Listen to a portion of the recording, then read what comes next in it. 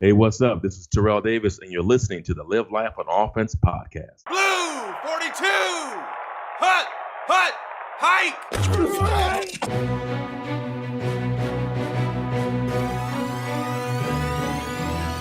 Welcome to the Live Life on Offense podcast with Hall of Fame running back and two-time Super Bowl champion Terrell Davis and myself, Kevin Shoemaker, real estate entrepreneur and CEO of the Terrell Davis Group. We dive deep into what it takes to develop the championship mentality for your business and your life. We provide you the playbook for entrepreneurs that moves the chains down the field so you can live a life that is more than just existing, but a true life on offense. Let's kick it off.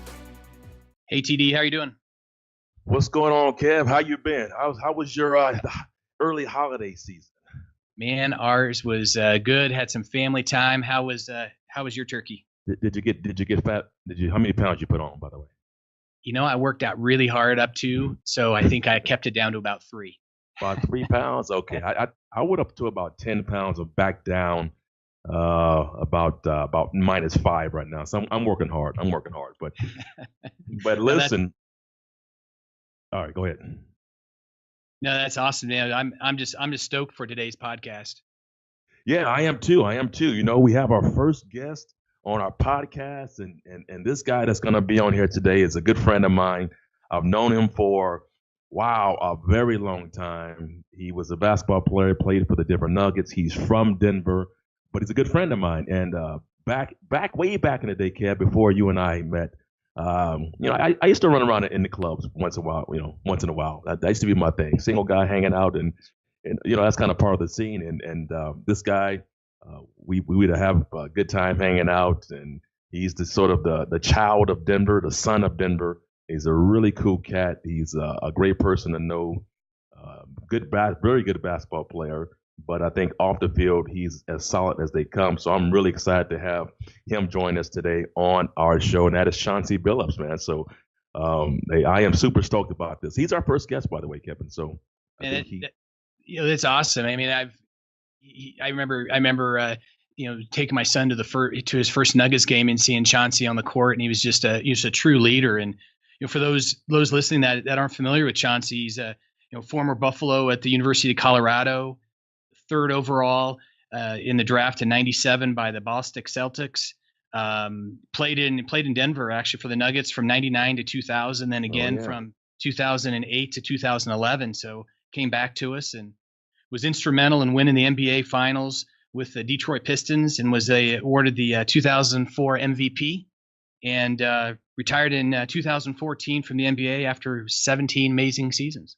And don't forget, he played in the Big Three League, too, a year ago. That's right. The Big Three came out, and Chauncey was in there doing his great thing. He's on TV right now. He's he's one of my favorite guys. So, listen, without further ado, we need to bring this guy on and bring the interview that we had with Chauncey, because he is just as good as they come. Let's kick it off. All right, Chauncey, how you doing, my man? It's good to have you on the show. You're our first guest. And I know you and I, we go way back to Denver, back in the 90s when you were playing for the Denver Nuggets, and I was obviously playing for the Broncos. So how's it been so far? What's been going on? Man, everything is good, man. Everything is good. I'm happy to be on the show, man. First guest, huh? You are the OG guest of the Live Life on Offense podcast. So we'll send you a Christmas basket or something for that. Just a little gift. So our show, we focus on a lot of just entrepreneurship, right? Business perspective, and obviously you have played basketball for, I believe, over 16 years, and want to kind of get your perspective of how you see business and some of the listener who's listening to this podcast on how they can benefit from some of your experiences, and of course I share some of mine. So the question I have for you would get an idea of some of your business adventures and how involved are you in some of those things that you're doing? Yeah, well, first, I'm involved in quite a bit of franchising with restaurants. Me and a partner own 31 Wendy's restaurants in the St. Louis market. And we have since, in the last couple of years, got into Blaze Pizza, which is a really fast growing pizza joint. That's it's very good too, by the way. It's delicious pizza. Yeah.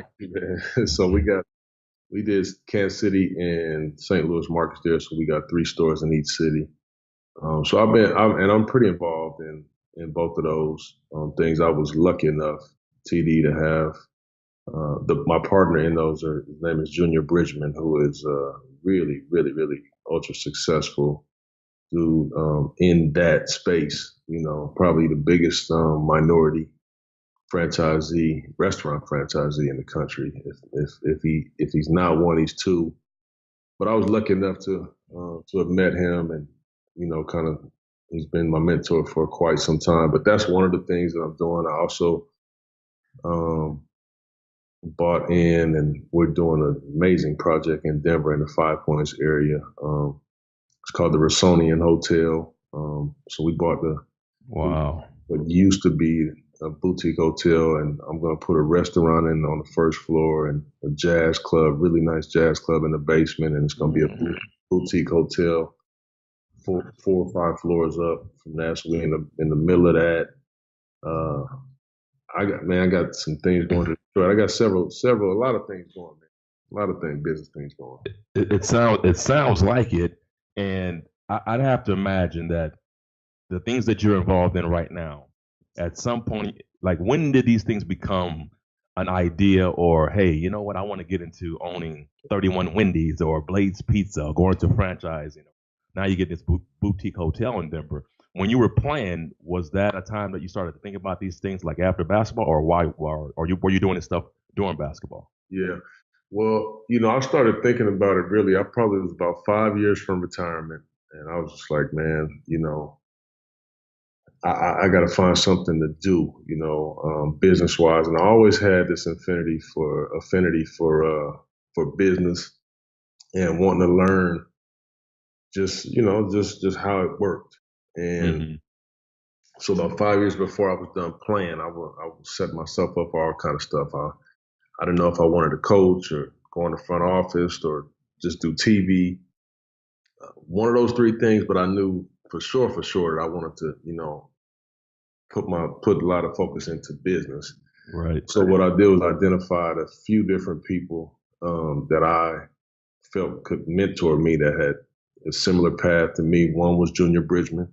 He's a former NBA player, and it's just really, really humble, really soft spoken, but super, like I said, super successful. And then the other one was Magic Johnson.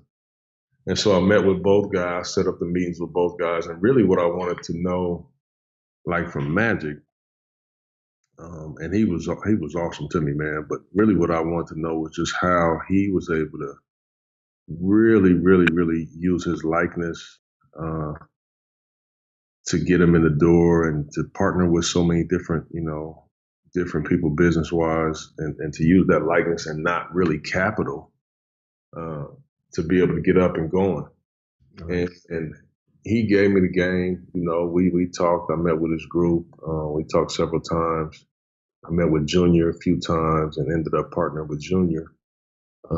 He was just kind of more my kind of guy, so it was perfect. It was awesome. So I started then, and similar to how we were as players, TD, it requires a lot of work, man. It requires a lot. Yeah, absolutely. Because that's not a second nature thing for me. Shit, I didn't know nothing. Hey, Chauncey, when you look at your partnerships and you talk about mentors, I'm just thinking, for the entrepreneur out there, the one that's just starting from scratch, what sort of qualities or traits, or what advice would you give that entrepreneur to seek out that mentor or / partner?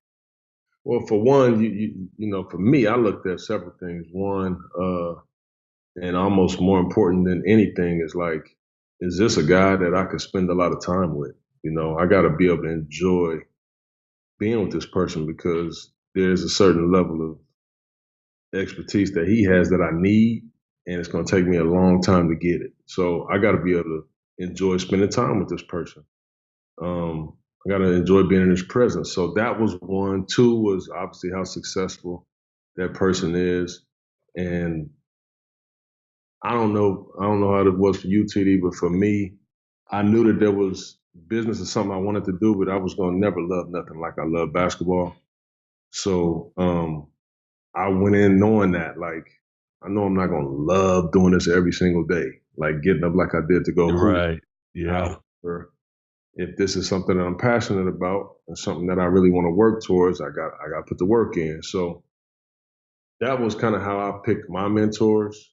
And I did a lot of recon on these people, just similar to how I was as a player. You know, I watched a lot of film. I studied my opponent. So I studied these people without them even knowing before I even approached them. Right. You said something interesting. You talked about the love for, you know, um, business like you had for playing. And I remember as a player leaving and trying to find that passion, trying to find something else that equaled playing on Mm-hmm. the field. And that's why a lot of players, I believe, get into business. It doesn't quite fill it up 100%, but there is something about the competition. There is something about seeing something, having an idea, working hard for it, and then seeing the fruits of your labor kind of come to life, Yeah. and to be in that environment. And so coming out as a player, you just talked about a little bit that you didn't, wouldn't love it the same way. But did you try to find that competition? Did you try to fill that void the same way that I tried to fill it through business? I did, and I quickly realized that, man, there's nothing that's ever going to be the same. You know, there's nothing ever going to be the same. But you know what I ended up figuring out, TD, was like, so there's two different things for me. One is you do some business things to make money, and there's some passion projects that you have. Like, for instance, the thing with the Rossonian, which is the hotel in Denver, is a passion thing. I mean, it's the neighborhood I pretty much grew up in. Um, Obviously, with gentrification, you know, neighborhoods are changing. This is the Mhm. one thing that, like, this is the one place and space, like, back in the day, that was like kind of all black. It was like the black excellence of Denver at the time, but then it went away. So we gonna recreate that, you know, and it's gonna be something that we'll always have in that neighborhood. So that's a passion thing for me. Now, will it make money? It probably will, but I'm not really in it in this one to make money. I'm in this one for legacy Right. because I want my people to be proud. I want them to be happy. I want them to have something. I don't want them to feel like they got pushed out with everything else. So that's more of a legacy thing for me. And I'm not worried about the money that I make. So it's two different lanes that I've kind of figured out that I can, you know, that I appreciate too. Um, you go back to Magic Johnson. You were talking about Magic, and it's funny because Magic was also my mentor, Uh-huh. and it's nice to hear how he's affected so many people. And I remember going and sitting in Magic's office a few times and having him give me some words of wisdom on how to create that business because he's the gold standard. He's the one that we all looked at and say, man, if Magic can take his NBA career and transform that to being one of the biggest entrepreneurs in the world, Mm-hmm. then not that anybody can do it, but it can be done.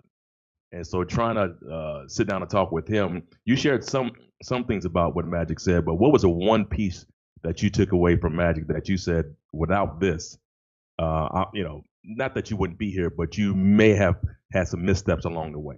Yeah, I think the biggest thing that I learned from Magic was, you know, just doing it the right way and, like, you know, positioning yourself as a person and as a brand where some of these companies and some of these, you know, really, really, really wealthy guys will want to partner with you, you know, and just making sure, like, one thing that he stressed to me is he said, Chance, you know, the one thing that was important was that I wanted everybody to know that I don't care if I was in 1,000 different things. I wanted every single one to feel like they were the most important. Like, I was gonna push, I was gonna get up there, I was gonna travel with them, I was gonna smile with them, I was gonna Yep. be an ambassador. Like, I wasn't gonna shortchange them because I had these other things going. And he said, Chance, it's not easy. You know, it's not easy, but if this is what you want to do, like, that's gonna be important because they're putting their hard-earned money and their projects that they've had for years, and some of their parents have passed it down to them. they're putting you in the face and in front of that. So you have to show them that it's important. And I you know, I already kind of knew that, but Hmm. get that validation from him was a big deal. Yeah, absolutely. And the one thing I learned from Magic, it was really important that Magic told me that basically when I do something, it's not just for me. It's for the next, black athlete. It's for the next, young man who's trying to, who's right behind you. So when you're out there, representing, you're not only representing yourself, your family, your immediate team. It's for the next person who may have an opportunity to do what you're doing. And if you don't do it right, when that person comes up next, then he's going to have or she's going to have a harder time being successful because of because of the path that you laid, and that just resonated with me. I was like, wow. I mean, to think about something that I'm doing today or have to do in business, that maybe there's a loan that you take out on a business and then you don't execute the repayment. Well, maybe the next person who steps up to try to get that loan will be denied because of that. So that resonated with me, and I keep that in the back of my mind a lot. Yeah, and that's great advice too, man. For real. Well, and when you break that down, is also TD and I talk a lot about standards and core values, and at some point, I'm guessing through the MBA and through your business ventures, you had to really look deep inside and figure out who you are and really identify those core values and standards. Any thoughts about that?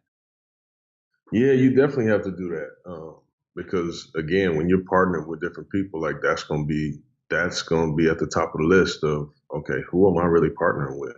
What do they believe and what are they all about? I know for me, I'm a guy that I have three daughters. Married to my high school sweetheart. And for me, everything I kind of do is all about kind of setting up my daughters as black, beautiful, educated girls in this world to be able to like have something to run, uh, have I want them that all three of them like they're well, my youngest was not in college yet, but my two are one's at Texas, one's at USC, and they have their own interests, but all of them their minor is going to be business because I want them to have a business acumen. So when they come out and when they're done, to be able to kind of run some of the things that I got going.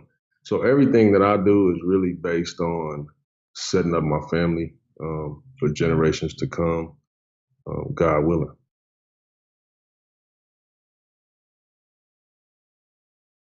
That's and when you look at some of the different business ventures, Chauncey, that you've went down, one of the things that TD and I've always looked at and talked about in our model is scalability. And when you think of 31 restaurants, was it like, okay, here's restaurant number one, then was it five, then was it third? How did that all come together? Or did you look at it as a total scalable model from the very start? Well, again, I was so lucky to be with Junior. When we bought the St. Louis market, which is where we own the 31 stores, and there's a couple across the border in Illinois, but that market, when we bought the market, Junior had already owned probably, man, almost 200 Wendy's all over the country. Wow. So I was going in with him, and we bought that market and we bought them 29. We've added two new stores in that time. It's been like 6 years, but we only added two new stores. But yeah, like it's funny because that's one of the questions I asked him. I'm like, yeah, this market has 29, but do we have to do 29 stores? We can't do like 5, 6 stores. He was like, Chauncey, don't really go like that. You got to, if you ever want to kind of make any money, you got to buy in bulk because, some stores do well, some don't. Like, it's just, it's one of those things. And that was just a part of the education that I got with him from, when I met Junior, funny story. When I met Junior, I was playing for the Nuggets. Junior came, the NBA always has this business of basketball, mandatory meetings every year. So he was our speaker. And so I was so impressed with him. I took his card, obviously, called him. And what I did was for 3 summers in a row, his headquarters in Louisville, Kentucky. for 3 summers in a row, I went down, spent a week, 2 weeks, and just kind of fly on the wall, sit back. I just want to see how he works. I want to sit in the meetings. He goes and works in the restaurants. I go sit in the restaurants. And that was for 3 years in a row. And then that fourth year, he hit me and said, Chauncey, in the next couple of weeks, come on down. We may have an opportunity. Boom. So that's kind of how it started. So throughout those 3 years and me asking questions, I figured out like, okay, it's not one of those things where you just go buy 1 or 2 stores, because I'm a guy that's one thing about me is I ask questions, man. Even if I half know what it is, I want to 100% know what it is. So I don't mind asking questions. I've always been that way, and that's kind of served me well. So let's take it back to what you said about your daughters and you sort of leaving that legacy for them or kind of giving them a head start in life with business and stuff.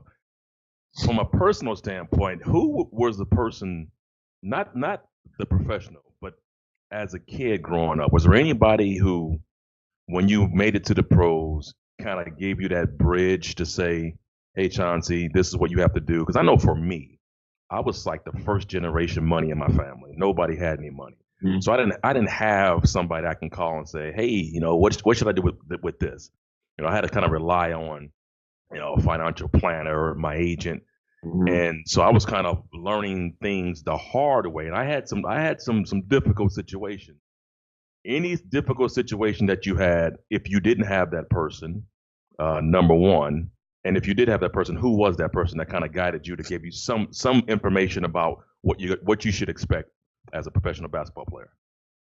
Yeah, TD, that's I had probably a similar experience as you. Like I'm first generation. I mean, nobody in my family ever even went to college, so we didn't know anything about it. I just know I'm 20 years old, getting drafted, and I can buy anything I want. You know what I'm saying? I know. The problem is I bought everything I wanted. You know what I'm saying?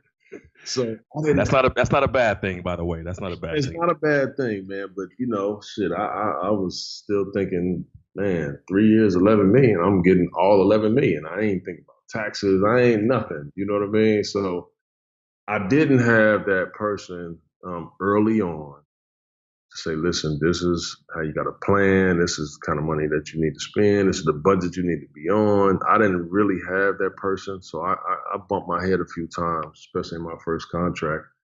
And then I started to pay attention, to some of the older veterans, listen to some of the other guys on the team, guys that had retired, that lost their money. Like I started to really pay attention to that stuff.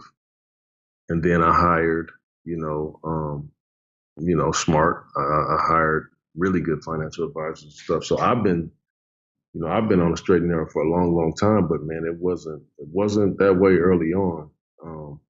And then again, like, my rookie year, is when I had my first daughter. So, man, as soon as I had her, I was just like, man, I don't want her to grow up like me. You know what I mean? Like I ain't going back to the hood. So I'm gonna just make sure I make the right decisions to make sure that don't happen to me in my life, Mm-hmm. And so that just kind of fueled me, and I just kept learning and learning and learning, and it was good. Yeah, I think players nowadays, I think they're a lot more smarter, just because I think you're starting to get into some second generation kids who have fathers who played the game, or just I think the awareness just across the board is just a lot different than when I came out. And like you said, I remember sitting one time, I was in the rookie symposium, and they had all the veterans come back, and they tell stories of how they lost money and stuff. And I was sitting there thinking to myself, man, you guys got to be stupid to lose all this money. Like, this is how you put yourself in this event. I mean, this business or whatnot. It's not that hard not to do. I mean, it's difficult not to. It really, really, it's not hard at all to lose that money, man. Yeah, it is. And you think that you've got to be crazy to get in some of these ventures, but a lot of times they look good. You do your due diligence. You go through whatever it is, and so part of it too is just the competition of it. It's like, I know when I first got in, I was like, man, it got my adrenaline flowing to know that if we can execute this this thing, some of the payday that can come out of it. And you know, you're like, all right, well, it's worth taking a chance. Let's see what happens. And some of these things work out and some don't. But for you, one piece of advice for an entrepreneur right now that you think was critical to what you were able to accomplish, and something that you just go back and say, this is kind of my core value. And I really believe that as a young entrepreneur listening to this podcast, you must take away this one piece of advice. You have that for us? You know, it sounds it sounds like a cliche, TD, but for real, it's been my experience, and I'm sure yours too. But really simple. If it's looks too good to be true, it probably is. Probably is. and that's not the dang on truth, man. I mean, we've all seen some things where you're like, what? It's going to bring in this, man. I'm on it. Man, I'm doing it, man. And then it's like every single time it teaches you that lesson. Like, and you know, I think the biggest thing with that being said, though, TD, is like being a professional athlete, that money was coming so big and so good and so quick. When you get out and you got to do business, you don't really understand it. It's a real slow grind. You're not getting them big checks like you was getting when you was playing. And if you're looking for that, you're never going to be satisfied.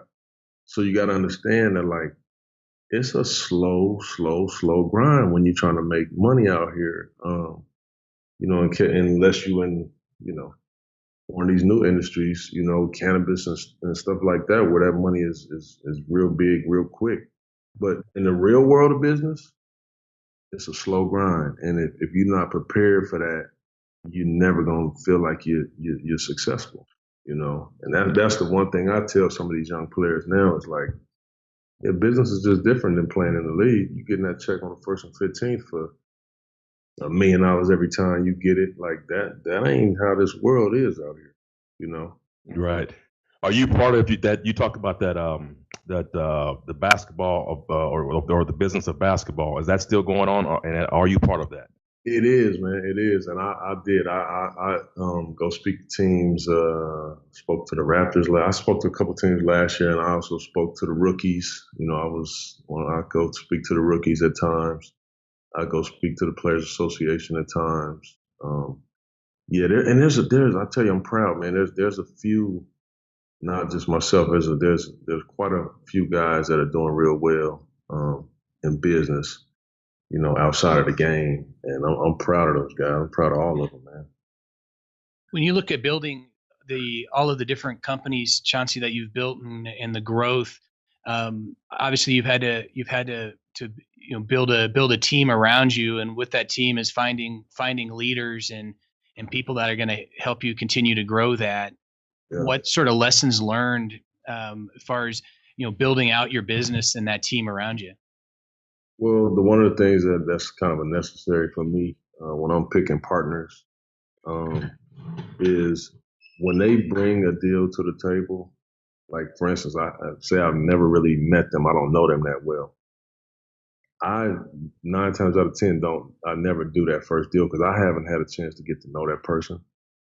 And that's kind of my staple. Like, I'm not going to be in business with you until I kind of get to know you. And I'll be honest with you, I've missed out on a couple of decent deals while taking my time to try to get to know somebody well enough to go into business with them. And because I tell people all the time, and again, I know you can relate to this, TD, but like, you know, this may be a guy that has money, this and that, or a lady that has money, whatever it is. But at the end of the day, you're going to lose the money. Well, we'll lose the money, but it's my reputation that's impacted in this whole thing. And it's my name that's impacted in this whole thing because I am the public figure.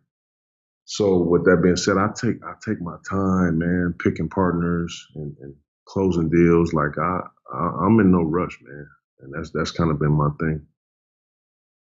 Love the insight. Love all the stories and everything like that. And hopefully the entrepreneur that's listening to this podcast will take some stuff away from that and is able to go ahead and follow some of that stuff. So we appreciate you joining us today.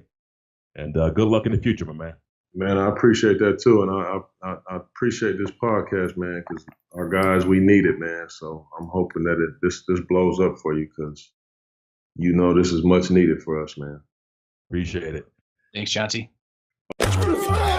Man, TD, what a great talk with Mr. Big Shot himself. Mr. Big Shot, not only Big Shot on the court, but Big Shot off the court. We heard some really, really good stuff from him. And you talked about the man he's a mogul. He's got 31 Wendy's. He owns Blaze Pizza. I'm really excited about his hotel, the boutique hotel that he's going to build in Denver. That is going to be fabulous. And interesting thing, he was talking about Magic Johnson, and you hear so much about Magic, and I have a personal relationship with Magic, and you don't realize how many people Magic touches. Like his reach is incredible. And all the players, I don't care if you're basketball, football, soccer, track, it doesn't matter. Magic stands for a player who is about trying to help other people. He's about empowering other people. And it's just so, it was just so fascinating to hear Chauncey said, I didn't know that, by the way, that Magic actually was his mentor. And that really speaks volume there. Well, and when you talk about empowering and being a true leader, and obviously Chauncey's definitely fills those shoes in that role. And I loved the part about building his legacy, and it's one thing, as he mentioned, about the Wendy's and the pizza joint, but also finding his passion project. And I think so many times people, they show up day to day for the job, but they don't look for that passion. And I remember you've talked many times about building a legacy and building it for your kids and your family. And that was amazing. What an amazing guy. Yeah. And then he's like talking about how basically the process is for him was to not just to hop into any business deal or a partnership. It's to evaluate, sit back, take your time with it, and then see if it's right. And I know for me that advice for me many years ago would have been valuable, because I was not the guy that sit there and waited for 3 years as a fly on the wall, watching and observing. That's patience. Yeah. And then to have the where it's like, listen, I missed out on a lot of deals. I get it. He wasn't a victim of FOMO. He was like, no, I'm gonna take my time. Yeah, you can come to me later and say, hey, that deal worked out. It was great. But he was very diligent in what he was doing, and I just love it. So that was great to hear Chauncey and have him on our show to be our first guest. That was great.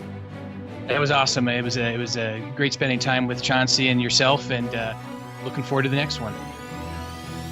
If you enjoy this podcast, make sure you subscribe and review everywhere you listen to podcasts. If you think this will make a difference in someone else's life, make sure you share it with them. Check out all the other episodes and other valuable resources at livelifeonoffense.com.